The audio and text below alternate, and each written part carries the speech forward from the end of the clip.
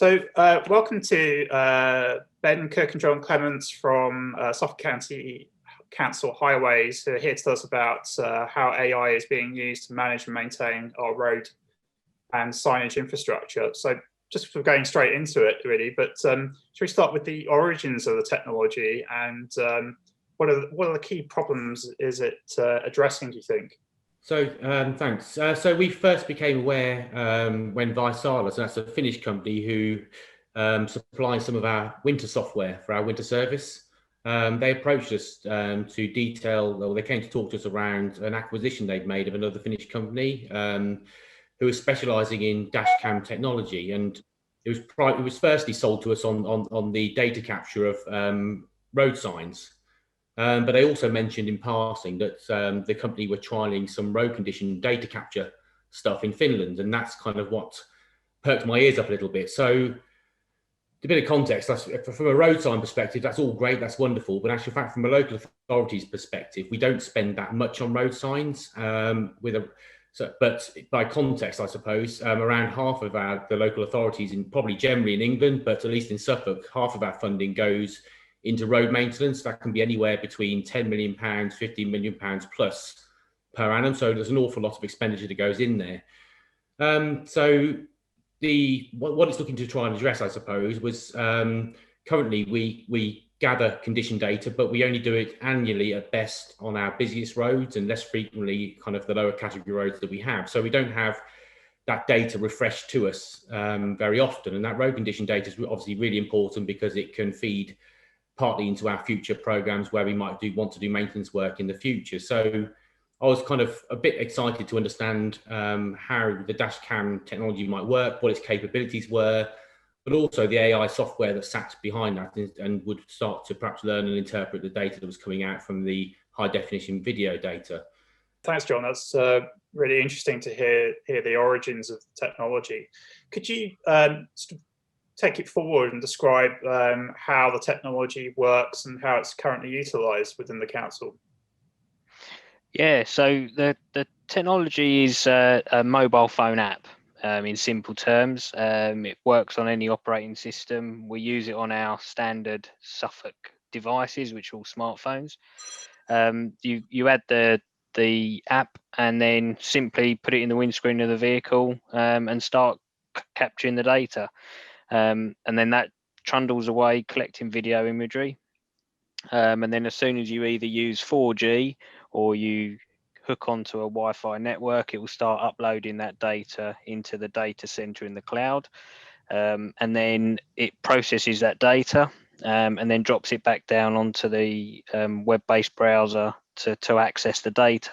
As part of that process, it will start processing all of the video imagery, overlaying bits for GDPR, picking up the road condition, picking up the sign data, and then it comes down. It does it in blocks. So you get the video first, you then start to get the asset inventory and the data coming around on the back of that. But you can also take photos, record voice messages, and all of that then tags onto the network where you were at that point. So it's quite versatile in that way, and that can be from a matter of minutes from capturing the video, upload, processing and back down on the ground on the device. So you could have people out on the network, they could send you a photo straight away, and it would within a couple of minutes it would ping onto your computer and you'd be able to visually see it and understand what they're talking about. It's currently used at the moment. We've got some issues around sort of data capture and how the broadband is working, but the theory behind that is that we've got 21 inspectors out on the network every day. They're capturing inspections. They leave either from their home or from the depots.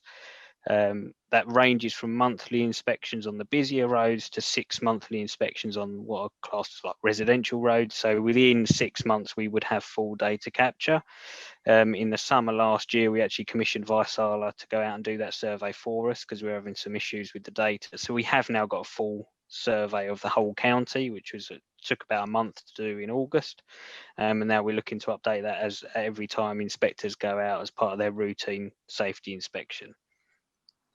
Fantastic. And I think you touched on it at the beginning, John, about the sort of origins of the technology. But in terms of Suffolk's involvement and collaboration with the company that you referenced, how's that manifested and how's that occurred over time? Well, some of the work that Ben's been doing is looking at the data that's capturing and then working it through. So there's a certain way that historically that data, there's a number of sets of parameters. So we look at kind of things like cracking of the road and various other kind of defects as part of the UK pavement management system model. What it tries to do in simple terms is look at how things vary from frame to frame of the high definition video. So it picks up that data. So it's trying to teach the system and get it to understand what it's seeing and how that manifests itself, I suppose, back into those more traditional lines of data. So some of the work that Ben's been doing is looking at some of the data we've captured by the more traditional methods and cross-referencing that through the AI project. So actually, taking the camera through the same section of road, getting it to process it, coming out with a result. Are they comparable? If they're not, start to kind of work with the programmers to start to tweak software and other bits and pieces, all clever stuff that I don't really understand, but that, in principle, that's what's been happening to kind of refine how the computer, I suppose, and the AI technology is interpreting what it sees to try and marry up those two pieces of data. Now, very briefly, one of the challenges of that is that some of that data is captured by humans, so they may not always be right. So it may, when comparing the data, it could be that, well, it's not quite right, but actually, in fact, the AI could be right and the human error, the work with error and with human error. So there's kind of working through that and making sure that really what we're getting out of that is kind of broadly representative to how we would gather that in traditional methods. Fantastic. And how do you think, in terms of where you are with the technology, what's it able to do in terms of protecting privacy and complying with GDPR?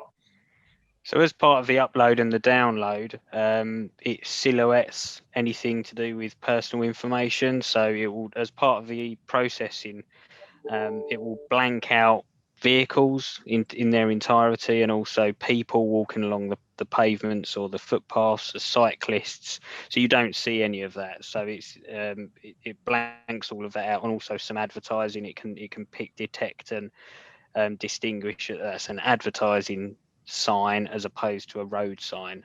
So it works in that way. How it does it, I've got no idea, but that's how it does that. Brilliant. I think obviously that's an area that does concern people, the privacy elements. So I think the fact that obviously you've got some technology inbuilt within the software that allows you to black that out is really helpful. What do you think the future opportunities are for the technology right now? I guess the future is support for our highway inspections when they're doing their inspections, so support to that. So that could, at the moment, we have to do some double drivens for the driving and the surveying element, and it could eradicate that, so you don't need that many people to undertake that. But also the reduction in site visits and travel as well is going to reduce that once we can get that opened out to everyone within the highway area. So designers don't have to go and visit site. They can look at the AI, they can understand as that condition was through multiple survey timescales. And also to understand the deterioration. Suffolk is a vast, diverse network. When you look at the geology, we've got coastal areas, we've got inland areas, we've got fenlands, and how do these roads act through seasons over time? So we get drought areas. What happens to the fen roads when they dry out? They sink. What happens when they get wet? They expand. And how can we predict that and use the AI modeling over time to measure that, to really truly understand the need and demands on the network, and also to really test the materials and the service that we're offering at the moment. So if we know we've done a scheme that could be resurfacing or surface dressing, how does that actually perform in the situation, in the geology, in the area, in Suffolk? Is it performing better in the coastal areas? Is it performing better in the inland? How does that work, and that's the richness of what that data is going to offer in time. Really appreciate your time, and as I say, really fascinating conversation, and look forward to see how it develops in the future. Thank you.